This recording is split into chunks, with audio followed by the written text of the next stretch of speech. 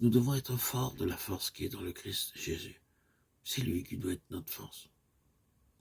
Nous n'aurons jamais cette force-là en nous-mêmes. Elle ne sera jamais notre force intrinsèque. Pas ici-bas du moins. C'est sa force.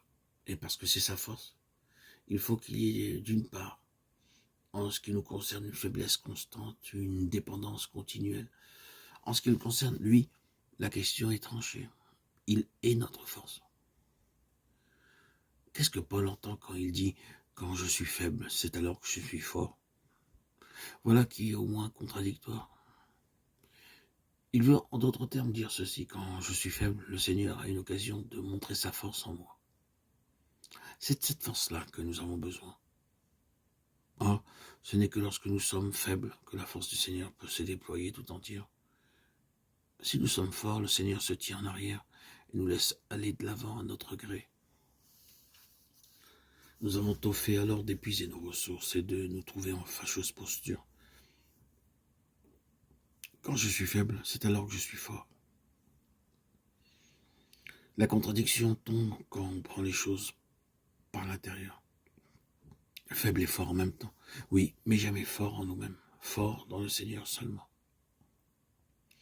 La seconde chose qui ressort clairement, c'est cette conformité au Fils de Dieu à laquelle la faiblesse nous fait tendre.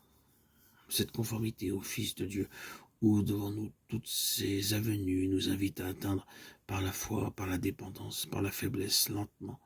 Oh, combien lentement. Cette position qui permet au Seigneur de se fier à nous, sachant que nous ne prendrons pas sa bénédiction, sa force, les fruits qu'il nous donne de porter pour les négocier à notre profit. Alors, nous commençons à être dignes de sa confiance, comme le Fils était digne de la confiance du Père, parce que devenu conforme à l'image du Fils. Dans la mesure où il en est ainsi, il fait reposer sa puissance sur nous avec plus d'abondance.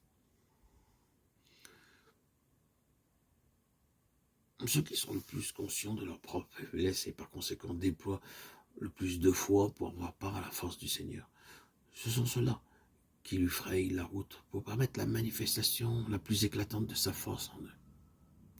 C'est si souvent notre propre force qui fait obstacle à la manifestation de la sienne. Notre faiblesse, voilà la porte par laquelle sa force fait son apparition. Aussi, l'apôtre peut-il avec raison se glorifier de ses faiblesses, pour que la puissance de Christ repose sur lui, vienne résider en lui. Nous devons être forts de la force qui est dans le Christ Jésus. C'est lui qui doit être notre force.